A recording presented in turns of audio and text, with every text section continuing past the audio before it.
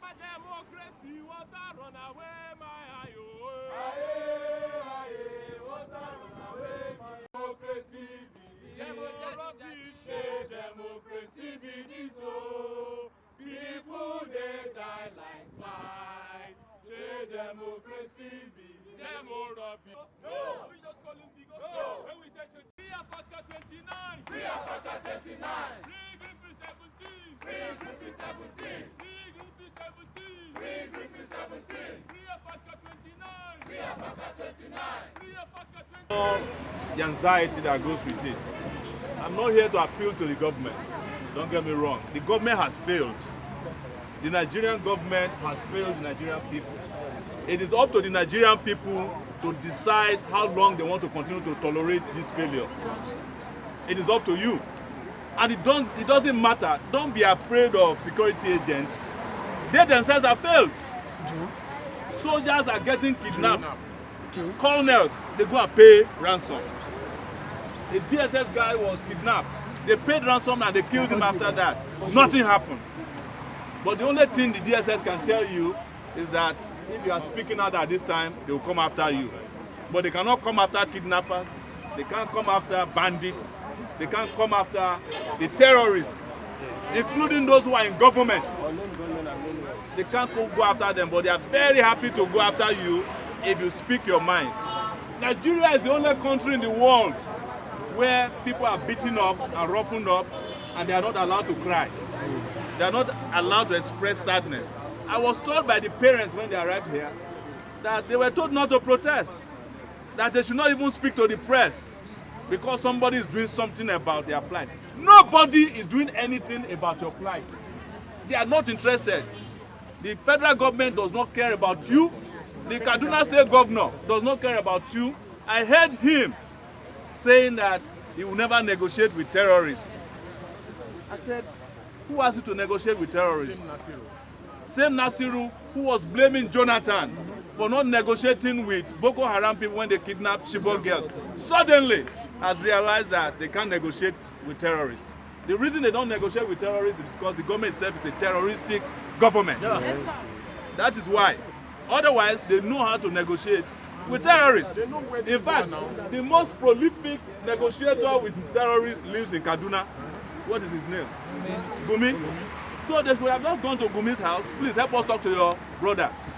Let them release our children. But they are not interested. They love it when you are suffering. They love it when there's pain. They love it when there's blood and there's tears flowing in the land. That is why I am not here to appeal to any government. Truth is that you don't have government. The earlier you accept that you don't have a government, the better for you. So that you can start thinking about how you can help yourself out of this situation. When they are finished with the current kidnapped kids, they are going to go to another place. But like a parent rightly said here, where they kidnapped kids in Niger State, in Katsina, it didn't take a week before they were released. They made available 800 million naira. Why is it that there's discrimination against the Afaka forestry students? There is something there, and it has to do with the hardened hearts and the wickedness of the Kaduna State government and the federal government. There is something about it. It's either their way of doing things. It's either ethnicity or religion or the fact that maybe they hate some of these kids because they don't come from their own part of the world. I am not going to be afraid to tell you. That's the way they think. It's the way El-Rufai thinks. It's the way Buhari thinks. If you are not part of their family, they don't care about they can kill you. But if you are part of their family, they will rescue you. But if you are not part of them, you can as well waste away. When the president is sick, common kata, he will go and treat himself in London.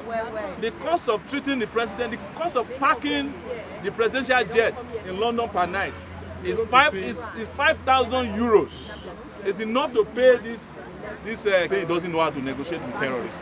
There was a time in this country that Boko Haram appointed Buhari to be their negotiator. If he can be trusted enough by Boko Haram, he should trust himself enough to also lead negotiations to release the Afaka students and the Griffith students. We must not live through the nightmare of hearing that these children have died in captivity. May it never happen to any one of them. And may it not happen to those Griffith kids who have been given to this deadline. May it never happen that they will be killed. And let's use this opportunity to talk to whomever is holding them, that you are holding innocent people. Face the real Yes, problem. you are holding innocent children of poor people like you. Change your mind. Change your mind. You know who your enemies are. The students of the School of Forestry in Afaka, they are not your enemies. The leaders who turned you to kidnappers and terrorists and bandits, you know them. Go and hold them to account. Stop going after soft targets. Don't get me wrong. I am not saying that they should go after to kill anybody. I'm not saying that all of us should come together. Anybody that has been cheated, who has a grouse against the system, should come together and fight the system. And stop this excuse that, well, the reason we are kidnapping is because we are poor. The people you are kidnapped to are poor. The reason we are kidnapping is because we didn't go to school. The people you are kidnapping to are barely going to school. And let me say one final thing which is sad about this country. Do you know that when all of this is done, what it will cost Nigeria, Kaduna State, what it will cost the parents, will be more than what it would have cost if they had taken care of the school properly. That's what happened in Kankara. They spent 800 million naira to rescue students who are living or schooling in a place that has no roof, no fence.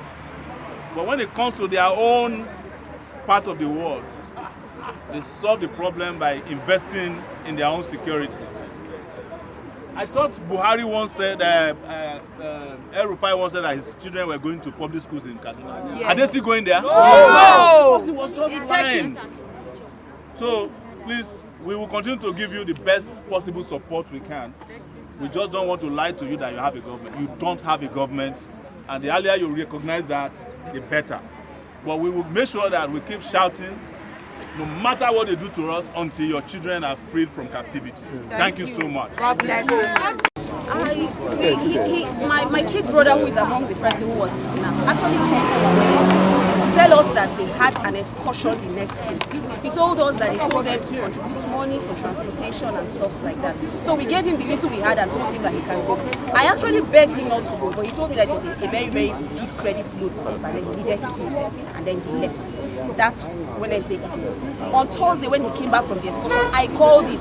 I told him, is he not coming home? He told me that he's coming back on Friday after classes.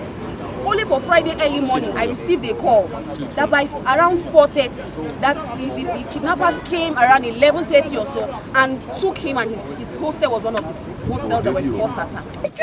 I was pregnant and I trained it for 27 years old.